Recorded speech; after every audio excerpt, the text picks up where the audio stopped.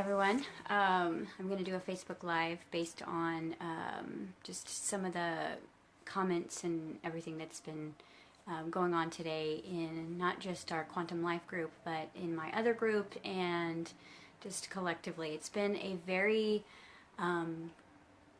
chaotic, energetic day, which the body is feeling very kind of maybe taxed today. Yesterday it was more of like kind of crazy, confused energy, overwhelming energy, and today it feels like almost overwhelm. So I'm going to let you guys know a little bit of how I work. My TICA students definitely know this. I channel a couple of different ways. When I am channeling to teach teachers, I am basically tapping into every higher self in the room. When I am channeling Second Sunday, I tap into collective consciousness. So if you guys watch Second Sunday, you notice I get a lot more emotional because I actually go into the feeling, I go into the emotional body of collective consciousness in order to deliver the message. And for TICA, I go into collective consciousness of messengers, teachers, indigos, light workers, and so if anybody has sat in a TICA class, they know I can be extremely overwhelming at times because it's a lot more powerful because I know that the teachers can handle it, and that's who they and how they want to really be spoken to. So for this particular group, this is the Quantum Free group, so I'm going to kind of nurture and baby this group a little bit more, and the reason why is because I feel collectively what has transpired so far. I think we're like at 70 members, which is probably going to grow really quickly. The collective energy of this particular group is you guys have worked so hard on your journey. This is really what I'm feeling is as I tap into just the energy, the synergy of everyone is you guys have already done so much work. A lot of you are already masters. A lot of you are already teaching professionally. Some of you, this isn't your first lifetime doing this, so you're really in that patterning of remembering. And this is for you guys to really fine tune not only your practices but really how you see yourself. So the place that I'm going to go the deepest in this particular group is personal self-awareness and personal responsibility to not only your mission but your purpose, your highest joy, and those 4 earth obstacles we came to master. Now that's time, money, health, relationships.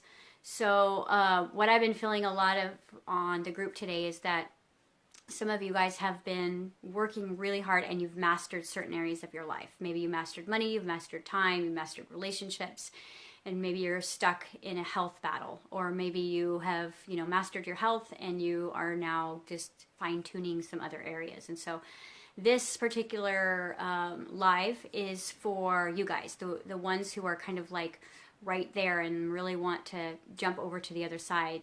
And it's almost like it's a cliff and you've got to figure out how to get over. And it doesn't feel big, but it feels intense. So why do we perpetuate patterns? So let's go back to quantum.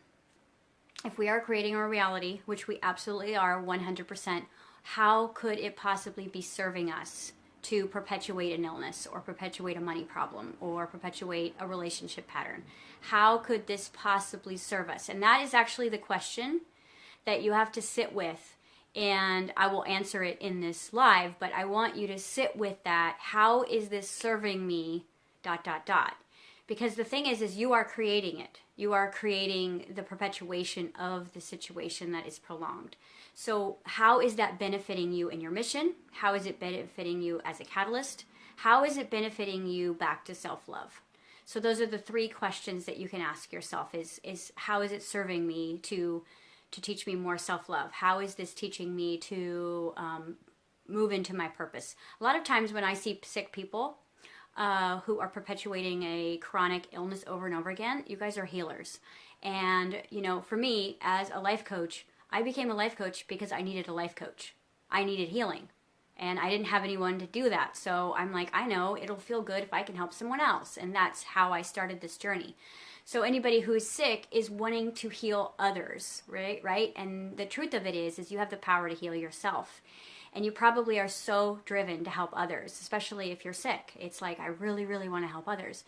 What you're actually supposed to learn at this this space of 2016 is that you need to turn that energy inward.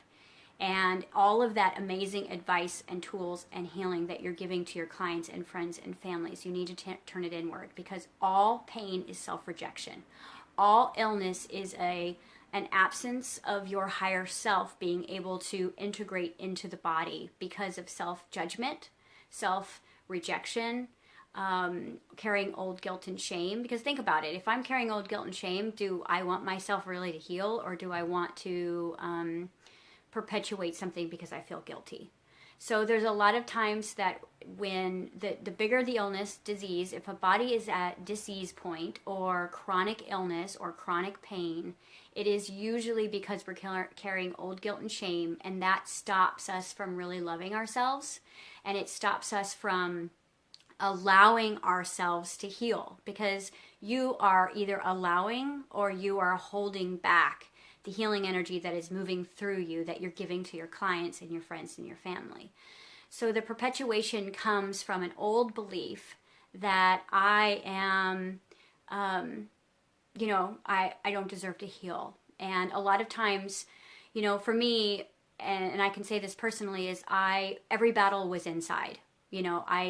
I was that smiling on the outside, that happy, that peacemaker, that doormat, that everything's always okay and life of the party, and oh, who can I help feel better today, when I was exploding on the inside. And when you do that, when you carry your energy that way, and you have all of those tantrums, and you have all of that pain, and you have all that resistance, and you have all that inside of you, it's going to affect your biological body. It is. So people who rage on the outside, and they wear their heart on their sleeves, and they're just constantly telling you how they feel, and they're projecting constantly their emotional bodies, you'll notice that they usually don't deal with huge amounts of pain and fatigue the way that we would when we carry it. And it comes from a belief system that I'm not allowed to project my anger. I am a life coach. I can't be angry. I am a healer. I can't be sick. And when we share those beliefs, we don't allow the process.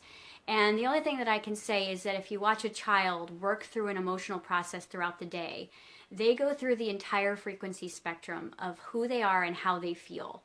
And as I watch my little guy doing that, 1 minute he's just completely angry. And then the next minute he's hugging me, telling me he loves me. And that is actually a natural shape-shifting that's going on, is he is completely embodying moment by moment by moment by moment by moment, being exactly who he wants to be. Another way that we carry pain in the body or perpetuate an issue is that we're carrying old, unworthy issues. I'm not good enough, right? And I don't deserve it because so-and-so told me. It's usually coming from a childhood pattern that started in, 0 to 7.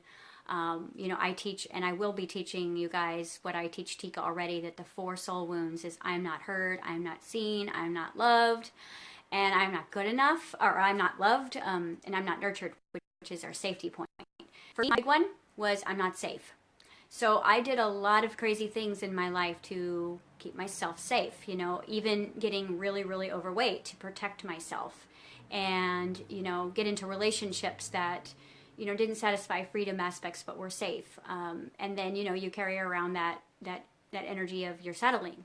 So when it all comes back to the point of why we perpetuate these patterns over and over and over again, it is coming from a place that you're not recognizing inside, because your soul is never going to let you advance past what you've taken personal acceptance for, personal responsibility for, and personal understanding for.